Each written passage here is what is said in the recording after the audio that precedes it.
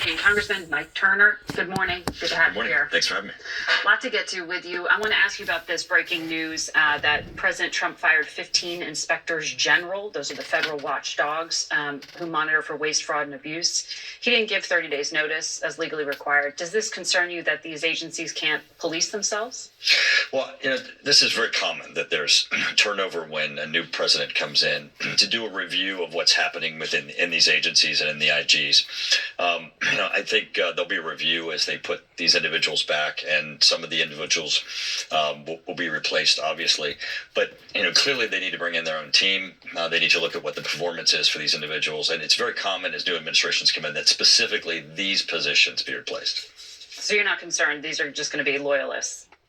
Well, every administration replaces them. So in the end, they tend to be. I mean, what I have seen, and I think what we have seen throughout all administrations, that these tend to be incredibly professional individuals that really are great watchdogs. And I think we'll see that from this administration. What should happen now that the CIA has released this low confidence assessment that it was most likely a lab leak, a research experiment, versus naturally occurring virus that resulted in the COVID pandemic? Well, the Biden administration really has been an impediment to getting to the answer here. Congress passed, but Congress passed and the Biden administration signed an order declassifying the information concerning the lab leak theory and the issues with respect to COVID origins. And the administration still refused to release it. I think this is a great start. Yeah. And really, it's been unfortunate that the administration has been slow. This is a good turning point because clearly this was not of natural origins. We have more to talk about on the China front on the other side of this break, so stay with us, and we hope all of you will as well. We'll be right back.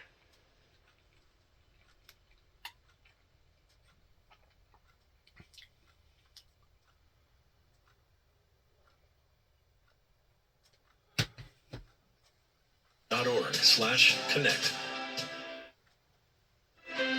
We'll be right back with Congressman Mike Turner, plus Democratic Congressman Jason Crow of Colorado. Stay with us.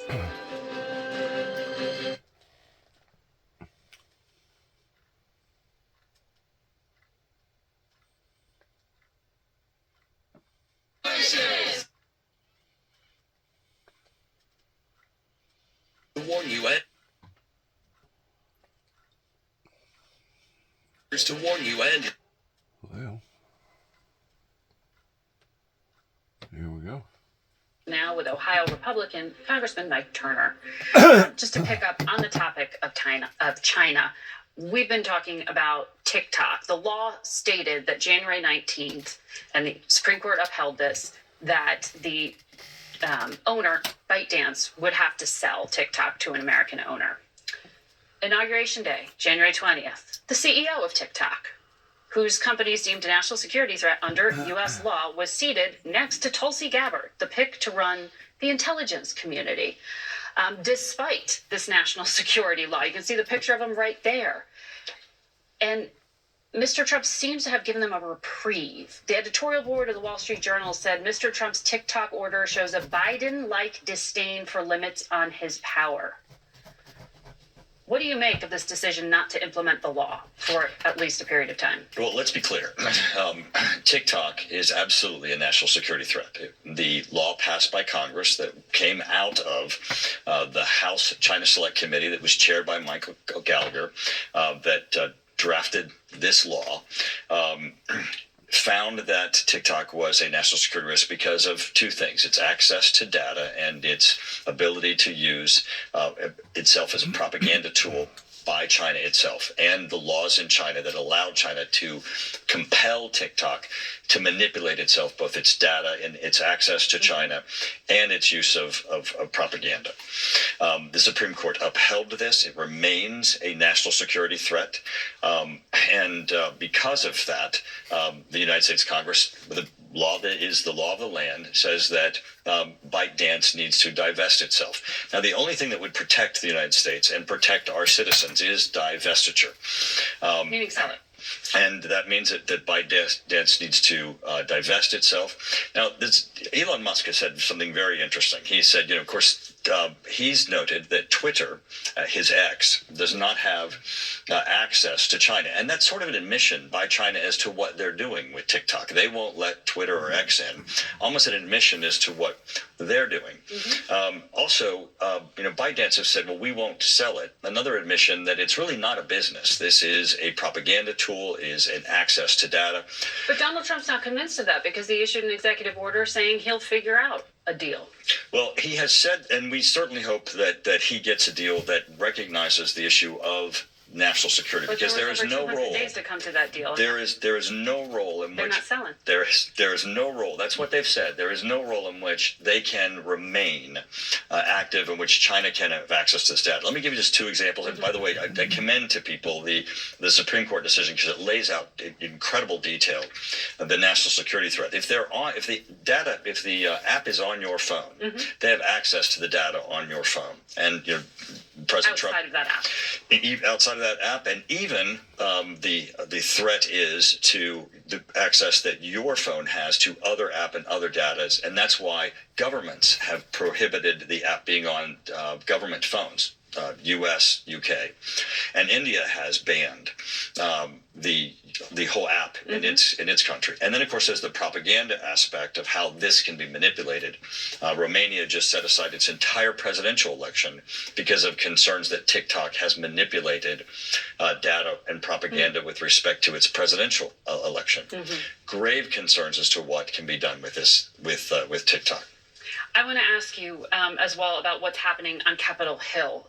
You've been on this program many times as chair of the House Intelligence Committee. Speaker Johnson ousted you from that position as chair recently. What can you share with us about the conversation you had and the explanation, because you run it in a bipartisan way? Yes, and I think certainly bipartisanship is incredibly important. And after I had the conversation with the Speaker, you and I spoke. Yes. The speaker related, certainly as we discussed, that an element included concerns from Mar-a-Lago. He's since walked that back. President Trump's staff has been in touch with me. He denied it. President Trump staff has been in touch with me and said that was not the case. The one thing that he has said is that he wanted to take the committee in a different direction. I'm a little concerned because his different direction indicates, pursuing the elusive deep state. And, my concern is the focus should be on the committee of national security, which is what my focus has been. And, state actors, non-state actors, those individuals who want to do our country harm. There certainly are bad actors and people that we need to pursue, and we certainly have done so where we find that there are laws that need to be changed to pursue people, to criminalize bad actions, and we certainly have done that. But there are people every day who get up in the intelligence community who work hard to make certain that China, Russia, North Korea, and Iran are prevented from doing Americans harm.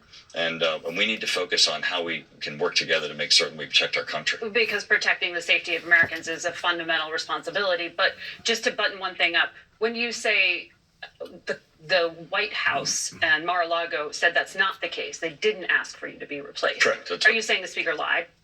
I'm not going to say that. I have the speaker and I have a good relationship with the speaker. Has at this point appointed me to lead the NATO Parliamentary Assembly on behalf of the House. I remain on the Armed Services Committee.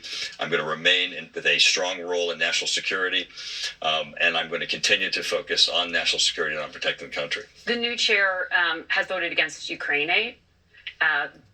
When you say the mission is pursuing the elusive deep state, what does that mean? Weaponizing the committee?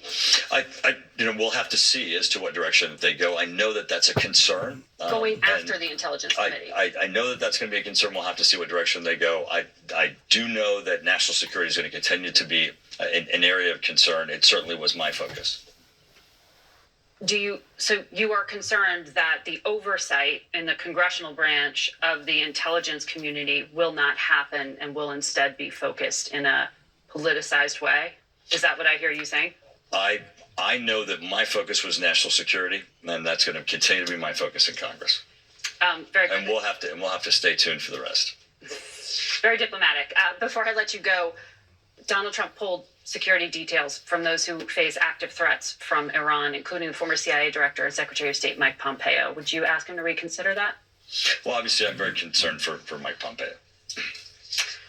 Mike Turner, thank you for your time. We'll be right back. Not only should we be concerned about Mike Pompeo, but we should also look at this from a different perspective as far as how sorry it is in a government that you're working for that's supposed to be there for you and you're working there for it, and then all of a sudden they pull the biscuit out of your mouth and say, well, you know what, we're not no longer going to fulfill our obligations towards protecting you. You're on your own, buddy. Even though he went across the pond and made all these different agreements with all these other different countries. It's really reckless endangerment, if you really get to looking at it, pertaining to some of the stuff that has occurred in the past. I can't verify towards what's actually occurring in the present. I just know that social media has become one of the most, looking at it from one perspective, social media has become one of the most global breaches that all nations has ever participated in. And whenever I say that, you know how our American officials want to keep saying, well, China stole this and China stole that and China stole this. In reality, China really didn't steal nothing, because we gave it to them. And the way we gave it to them is by allowing for all these foreigners to come over here, especially through the to the college administration, to the foreign exchange student program. So what they do, they take copy of various things that's invented over here, and they go over to their country and they reinvent it and make it twice as fast and build it twice as cheap. That was one of the primary reasons why Union City, Tennessee over here in Obion County didn't want a college, is because somebody foreseen, looking through the eyeglass, that it was going to cause long-term effects, and those are part of the long-term effects. Just like social media. You know, social media has basically shrunk the world in one sense, but it's made it extremely lethal in another, because now the information that you not only hear, but the information that you see, you don't know if it's been artificially animated and made up, or if what you're seeing is really real. I tend to wonder, and I noticed that they pulled a lot of those videos, or I think that they did, off the air after January the 1st, whenever the idiot done what he done down in New Orleans, Christmas, New Year's Eve night, or New Year's Eve day. I think it was about 2 or 3 o'clock whenever he done what he done. But you could flip through all kinds of different areas on Facebook and YouTube too, I think, and you would see some idiot, like over in Mexico, driving a real bad looking truck, Dodge, Ford, it didn't matter, and they would be crashing into one another and running over cops and basically killing people. Well, I noticed that whenever that occurrence took place, a lot of that stuff disappeared. So this is my question. First of all, social media come into play even before it was examined properly by various governments, including the United States military, because our military was having to backtrack in covering up lost time, because now they was having to be exposed to the same thing that everybody else was being exposed to, and by and large, that's not how stuff is supposed to be handled. By and large, if the public gets introduced to some particular product or some particular thing that's considered to be very lethal or can be very lethal, it's experimented with our government and with our military ordinarily about 20 years before it ever comes into the hands of the people. Well, social media didn't happen that way. They jumped the rail on all that. So basically, they got in head of all military all over the world because of social media. And in one way, they created a good thing because now everybody can basically spy on everybody else. But in another way, they created a bad thing whenever it comes to global competition.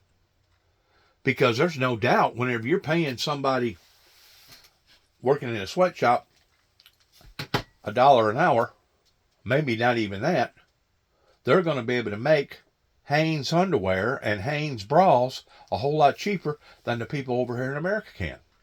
Why? Because our labor rates are a lot higher. That's why. And I'm just using just one illustration out of millions. Out of millions. So you wonder what's happened to us on the labor front. Well, that's a big part of it right there. Is the fact that they didn't actually steal nothing. We gave them access to this information, and they went back home and broke the patents on it and started making it twice as cheap, that sometimes worked even better than what we originally made the design for. It's in a global competition right now towards who's going to be the head cheese. And if the American people don't wake up in understanding this and identifying this, then we're going to be left behind in basically being a third world country. A third world country. I hope that somebody's smart enough that they can figure all this stuff out and use social media for basically a utility to where people will have to have it, but they'll have to pay for it. Just like we pay a high dollar for our telephone services because we're hooked up to all these different programs. Well, that's why. You know, whenever you can Google and find out where the closest McDonald's is in a town that you've never been in, that is considered a luxury to be able to do that. Or whenever you have problems with a word, not understanding a certain particular word, you ask Google or Siri or whoever, what's the meaning of this word, and they tell you. That is a privilege to be able to do that, because ordinarily you had to go to the library and do some digging and hunting to be able to figure out what that word that you was thinking about actually means. So what we're talking about here is basically opportunity privileges that a lot of people have jumped on board and not identifying the seriousness of this new entity that has now come into play. Democratic Congressman Jason Crow. Good morning to you. Good morning. There's so much news this week. And I want to just pick up, though, on the conversation about January 6th that we had with the vice president. You've spoken about your experiences that day in very, very vivid terms. You talked about helping other lawmakers shelter. They were fearing for their lives, to help them put on gas masks. A picture of you that day, even fighting your way out of the chamber since you had combat experience.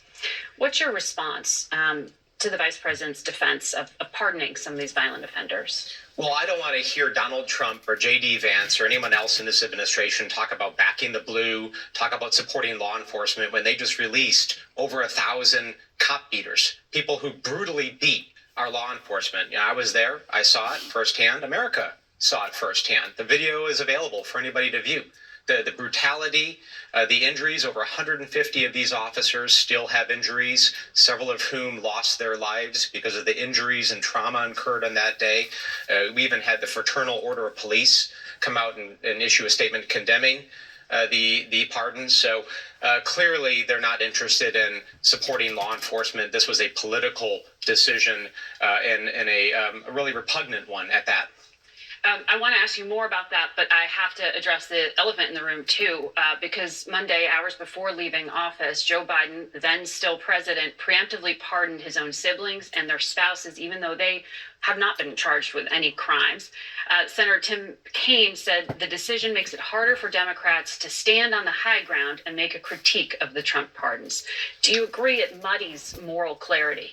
No, what I think happens here is that it shows very clearly the decision of an outgoing president to try to protect his family when you have an incoming president and those around him who are repeatedly threatening his family, right? That is the story here, that you have Donald Trump who has doubled down, who has tripled down on threats against Joe Biden, on threats against outgoing administration officials simply for doing their job in many cases.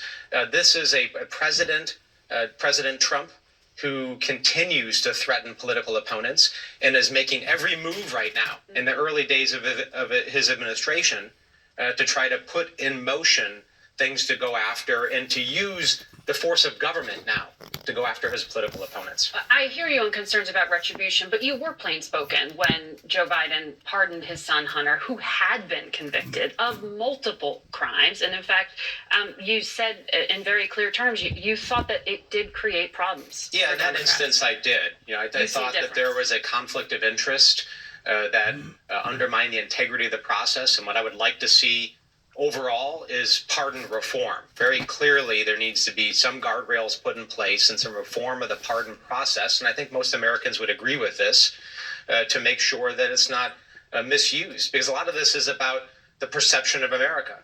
People need to know that the person sitting in the Oval Office has their best interests in mind at all times. And certainly not with Donald Trump right now can they have that feeling of trust and confidence, because in 5 days into this administration, the abuse is already rampant. To go back to January 6th, because there are comparisons being made, and I hear your point on pardon reform, which is basically saying presidents need guardrails on this stuff, even if they're Democrats. But one of the people pardoned by Donald Trump was Stuart Rhodes. He was released from an 18-year prison sentence for conspiring to violently stop Congress's role in the transfer of power. He was at the Capitol this Wednesday after receiving a pardon. This is a man who was recorded having said in 2021 that he wished he had brought rifles on January 6th, and he spoke about hanging Nancy Pelosi. How do you make sense of that? How do lawmakers make sense of that? And are you concerned about political violence, not specific necessarily just to him, but that this encourages more of that? Yeah, well, I make sense of it. It's called rubbing salt in a wound. Nanny boo boo type deal. That's the only practical explanation, and it can be, other than the fact that maybe he's really stupid and he really don't realize the in-depth of what he's doing by going back to the Capitol and letting himself be known. I think, if I'm not mistaken, I don't know if she's going to tip on this or not, that since they found out that various people was there, because it wasn't just one that actually went into the Capitol, I think they have put out a national ban pertaining to a great deal of these people, possibly all, that is never allowed back on the premises again. Which, really and truly, that's warranted. I mean, if you went into a place of business, it don't matter if it's a church, it don't matter if it's a private business, it don't matter if it's Walmart, and you go in there and you stir up a bunch of, you know what, they got the right to ban you, and by all account, it is warranted, because obviously you did not control yourself in that person's place of business. That's that way with any business regarding that. And that's one of the dislikes that I have about Central Baptist Church, is that I've never been violent, period, in my life, other than maybe getting in a fist fight or two whenever I was growing up in school.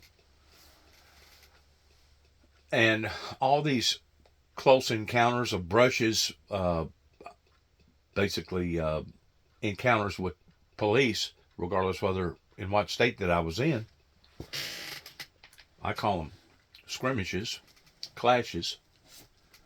These was all events that was trying to bring something out of me that was not there as far as provoking me.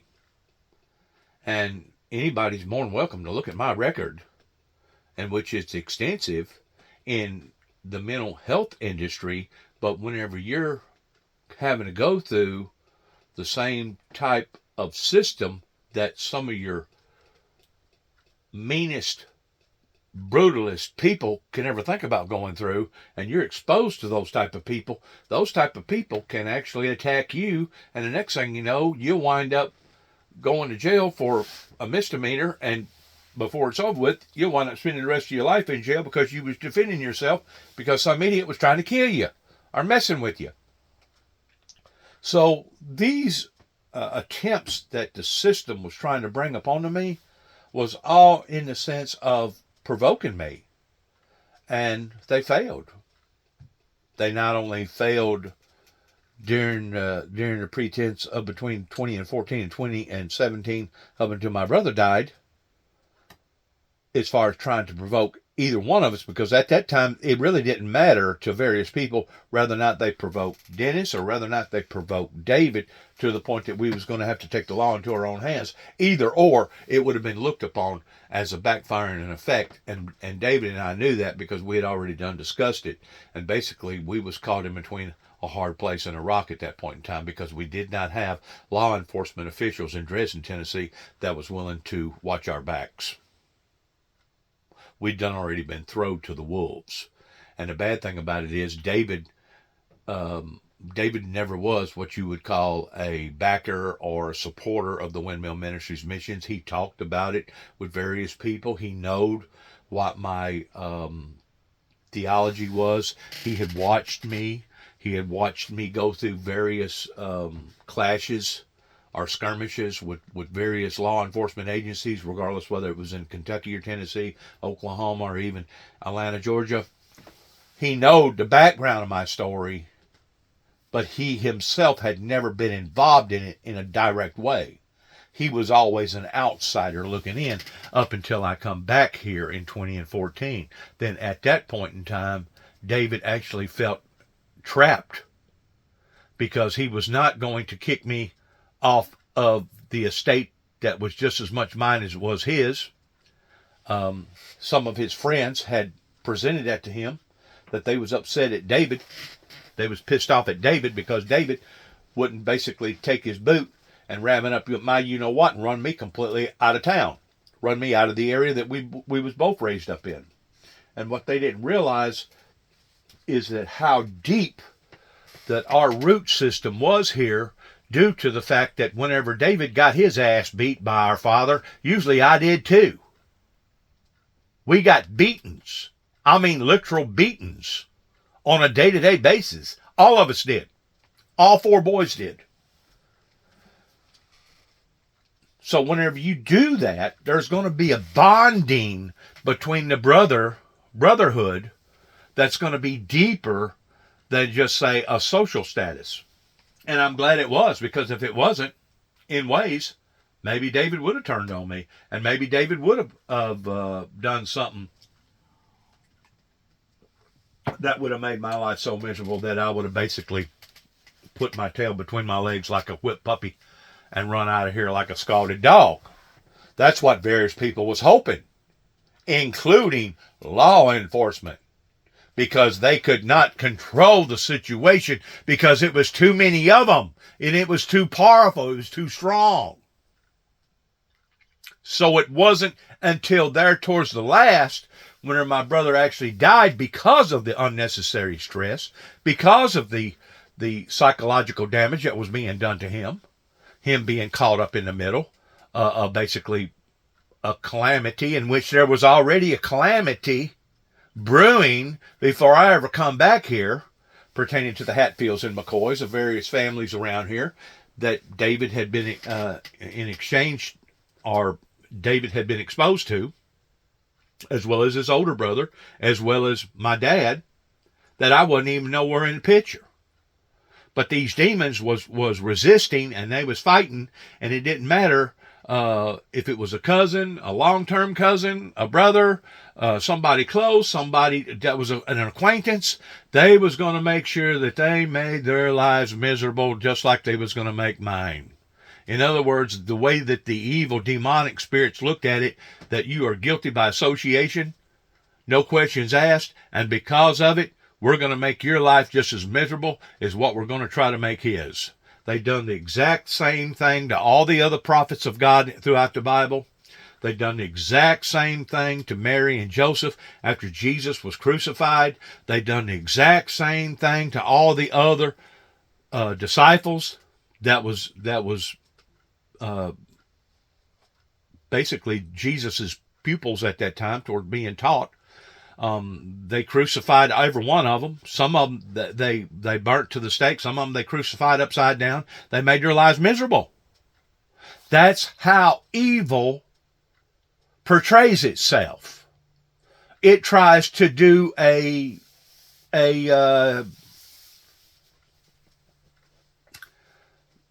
euthanizing effect towards any and everybody that's associated with that ideal.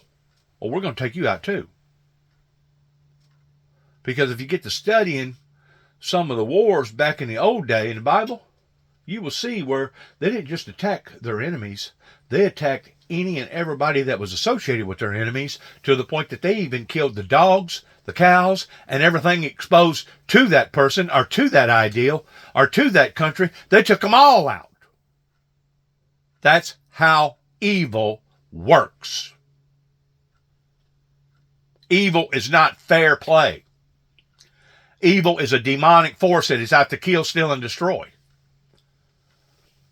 And it's really sad because these officials up here in Weakley County and part of Obion County too as well, they knowed exactly what was going on during that 3-year term. And the bottom line was they was trying to provoke directly in some cases. I mean, I even was getting shot at. My brother had been shot at. I was being shot at. Even my brother took a gun and shot up into the air trying to scare a bunch of vigilantes that was out here trying to terrorize our lives. It was an ongoing day-to-day, week-to-week basis until it got so bad that my brother David couldn't take it no longer. And then all of a sudden I was left defenseless. I didn't have no brother. I was left defenseless because I didn't make my court date. The arraignment that my brother and I originally had made with a crooked attorney up in Union City, Tennessee by the name of Bruce Brown, because I was in a grieving state having to deal with all this legal red tape. David didn't have no beneficiary. David didn't have no will. David didn't have this. David didn't have that. So I was having to go through all this process, plus being hurt emotionally by his death, because I knowed what had caused his death. And then about 10 days into his death, here comes the Weakley County law. Mr. Jackson, you're under arrest. For what? You didn't make your court appearance. The court appearance that I wanted, I didn't make? Well, yeah. Even the attorney explained that in the judge's courts and said, Your Honor, I'm so sorry. I failed to let my client know when the arraignment trial, the actual day was. Never got a phone call. All you got to do is look at my phone. All you got to do is look. Whenever somebody tells you something and says, well, they never contacted me. Well, you know how you prove that? You pick up that person's phone and you look at their phone, because if that lawyer did try to make contact with you in that period of time, it would show up on your phone. It'd show up. So it was just a railroading event right after another. And like I said, it had reached a point that even my son, that at the time was living back in Tennessee, made reference to the fact that, Dad, it was much easier to go after one than it was to go after the whole neighborhood.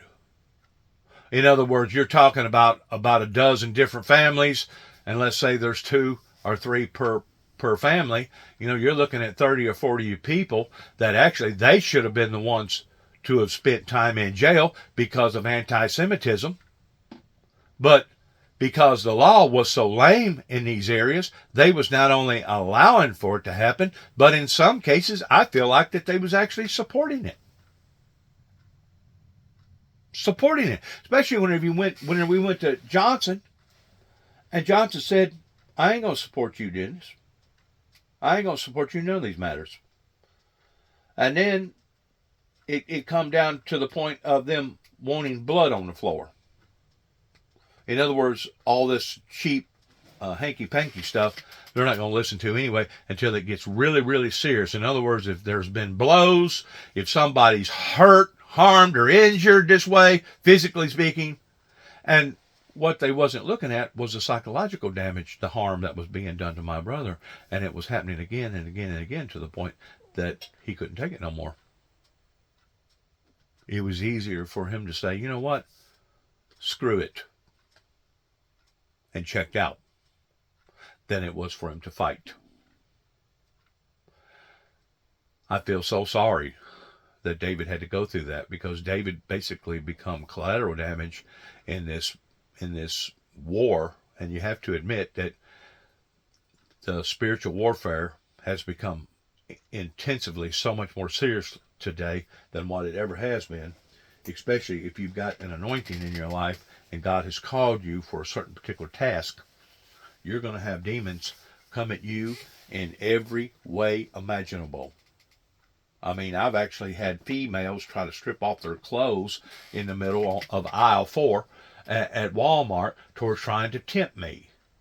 Or I'd be down by the river somewhere or the lake somewhere, and some good-looking, 22-year-old, barely wearing anything on their body, flaunting themselves in front of you purposely so that you'll look at them, and then while you're looking at them, their jealous boyfriend comes at you. What are you doing looking at my girlfriend like why? Well, I wonder why. You presented this temptation in front of me. It's a setup. And that's what the devil, and that's what the devil's people is good at, in entrapping people, setting people up. And if you'll analyze what went on with all the other prophets of God, their families' lives was exposed to persecution just like they was. It didn't matter if it was Noah. You know, do you think that Noah was the only one that received persecution? Noah, you're crazy. Noah, you're crazy. Do you really think that Noah was the only one that was being abused during the time that God had spoken to Noah? No. No. His whole family was being ridiculed. His whole family was being judged. His whole family was being demonically attacked. Up until God shut the door and it commenced raining. And boy, did it rain. Boy, did it rain, and it kept raining. And that's what's going to happen in this scenario. Once God's people have been basically,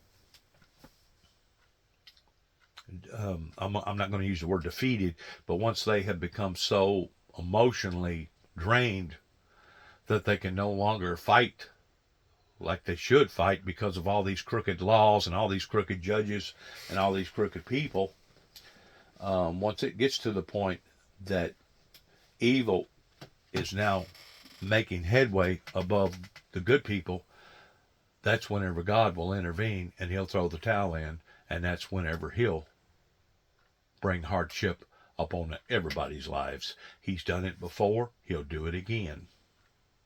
And if people don't believe that, then sit back and watch.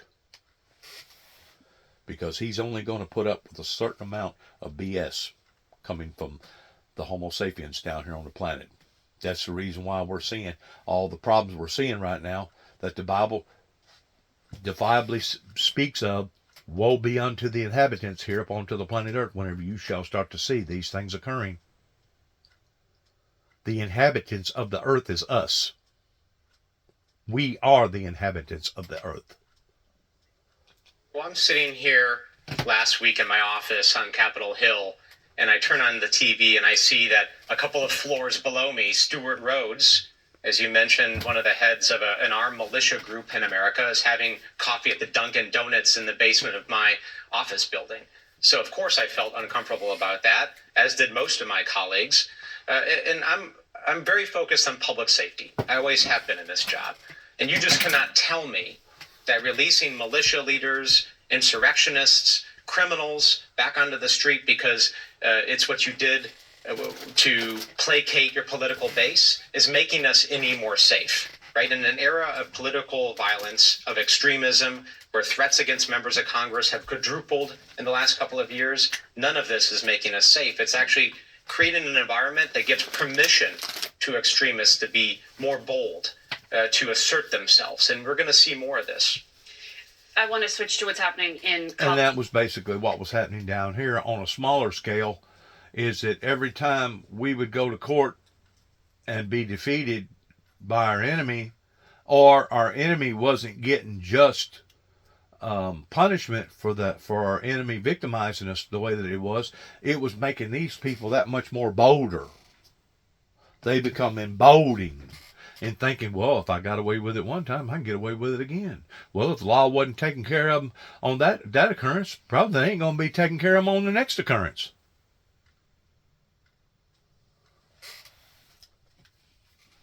That's the facts. That's what's happening to the Christian society today. Is that, first of all, they don't stick together. That's the reason why you got so many different denominations and affiliations all over the country. And it basically have turned into a cutthroat cycle. I almost called it a business. And in reality, religion pertaining to the church world is a business, regardless of which way you want to look at it. It's a form of business. And basically, the devil has come in and kept everybody divided rather than united. And because of it, we become weakened. And more weakened by, but yet now you can see somebody that's got a lot of money, somebody like Trump or somebody like all these social media platforms, and boy, they want to stick together with them, and everybody wants to bond with them and back them and buddy up with them and become partner up with them. Worldly people. Worldly things.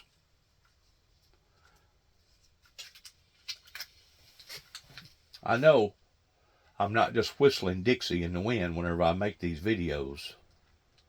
Colorado.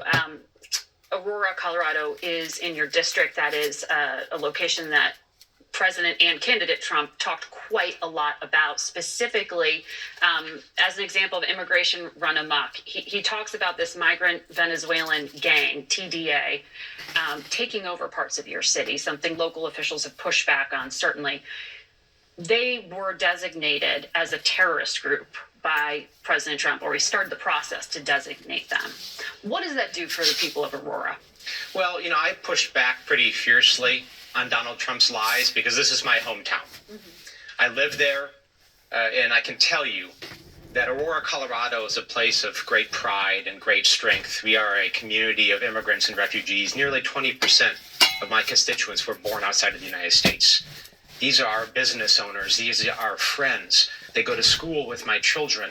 They work in our community. They grow businesses in our community. And the rhetoric of Donald Trump, both on the campaign trail and now, demonizing these folks and telling gross lies and exaggerations, is not only impugns the reputation of a strong and vibrant community, but it makes those folks less safe. And I will stand up over and over again and push back against those lies. Okay. At the same time, it does nothing to advance the cause of comprehensive immigration reform, which we desperately need. Yeah. Right? Well. Anybody knows that our system is badly broken, and Donald Trump is not making the moves to fix it. All right. Jason Crow, Congressman, thank you for your time. We'll be back in a moment.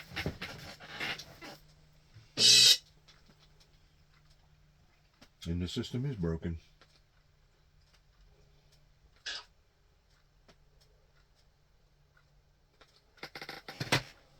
Things.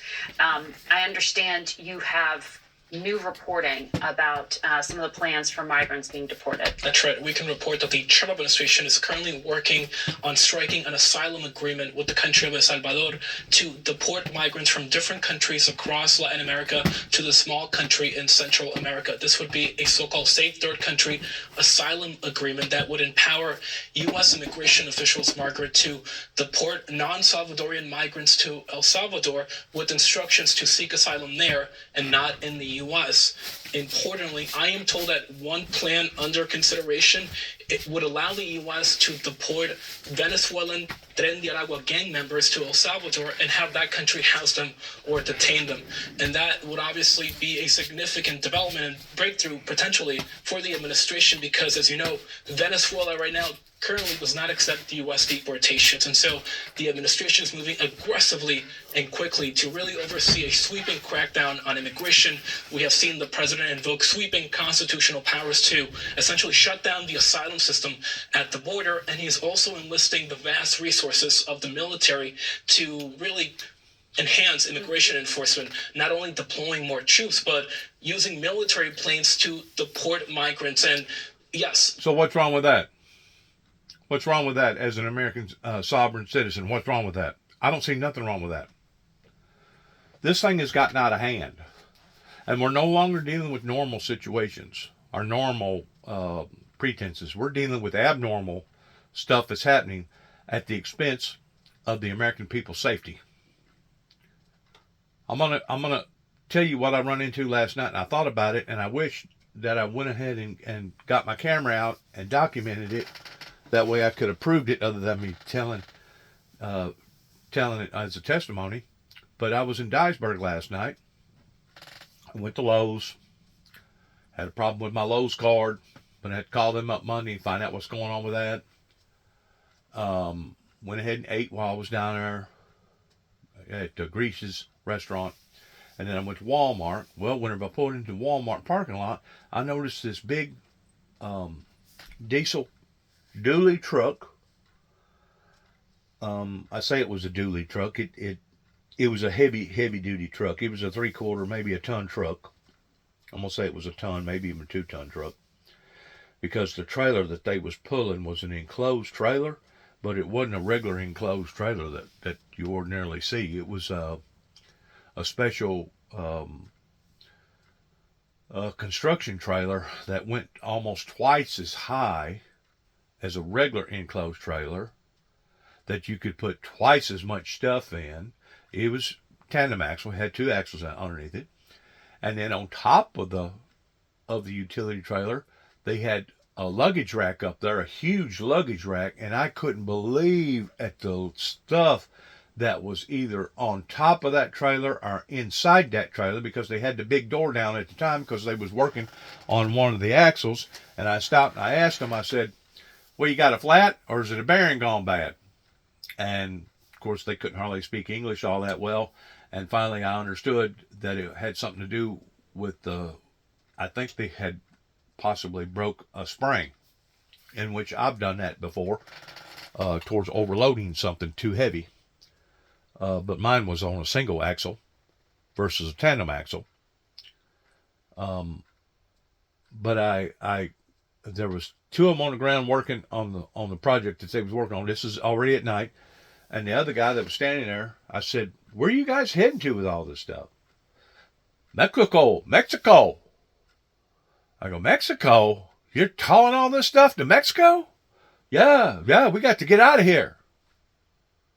So the message is coming forth that Donald J. Trump and Donald J. Trump's administration is coming after these people. Because they have so much to lose, they're loading up everything that you can think of that they possibly have conjured up in the past however many years that they've been over here, and they're trying to take it back home. That way it won't be such of a total loss for them. So whenever it comes to Donald Trump and the illegals over here, I back him 100%. I back him 100% because these people never should have been given the green light of coming over here to begin with. And number 2, if you are over here illegal, you're automatically a criminal because you have committed a crime by coming over here. You shouldn't be over here. I have a great deal of empathy for the women. Fortunately, there wasn't no women or none of them that I seen that was in there. They may have been some of them sleeping or something inside the King Cab truck. It was a big truck. I feel sorry for the women, especially those that has had children over here in America. But odds are they was doing that in a manipulating form towards trying to make sure that their unborn child become born here in the United States. That way, the child would have papers saying that it was legally an American. We have been bamboozled whenever it comes to how that these people have manipulated our Constitution and come in basically under the wire to try to do this. But by looking at the truck and by looking at that particular situation, I thought to myself, my God, they got everything loaded up other than the kitchen sink. And I don't know, they may have had that loaded up too. But I also thought, yep, they're getting out of Dodge because they know that if they get pulled over, and I could tell, man, they was real nervous whenever I pulled up or started talking to them, not knowing if I was a cop or something, you know. All I was a concerned citizen wanting to know if there was anything basically that I could help them with, because at first I didn't know that they was Mexicans. And I for darn sure didn't know that they was illegal Mexicans by looking at them from across the parking lot. I just seen a group of people down there working on a project, and I thought, out of being a good Samaritan, I'll pull up there and see what's going on. Maybe I can give a hand. Maybe I can help. And I didn't identify what I was rolling up onto until after I done already got within probably 100 feet or less. And of course, like I said, you don't know whether or not these people are barbarians. You don't know if they're vicious. You don't know if they're rapists. You don't know if they're murderers. You don't know who they are. They shouldn't be here. And they was on their way out of country, going back to their mother country somewhere. And I did notice this, that before I had enough time to park my vehicle and get into the Walmart door at Dyersburg, I looked up and they was already taking off and circling around, getting the heck out of the parking lot. So they was in a hurry. They wanted to get out of there. That already done been identified, done been noticed. Because they was right in the middle of the parking lot. Right in the middle. There have been so far 1,500 troops deployed to the border, but one internal Customs and Border Protection memo we obtained, Margaret, shows that number could rise to as many as 10,000 active duty troops. There's so much that you just laid out there. The Secretary of State Marco Rubio is expected to go to El Salvador in the coming days, so I imagine it's related to the news you just broke here. And TDA is the gang we were just talking about with the congressman as well. In terms of how the U.S. military is being used, President Biden left 2,500 U.S. troops at the border. So what's actually different now that there's an extra 1,500? Well, the work is not changing. What is changing is the number of troops on the ground. They are still assigned to do logistical and operational work and to assist Customs and Border Protection in an operational capacity by, for example, setting up border barriers to repel migrants from entering the country illegally and providing surveillance. They are not to be used to arrest or otherwise process migrants because, as you know, longstanding federal law prohibits the use of the military for civilian law enforcement, and that would include the enforcement of federal immigration laws. So it's the optics, essentially, that this is... It's a show of force by the Trump administration, rather.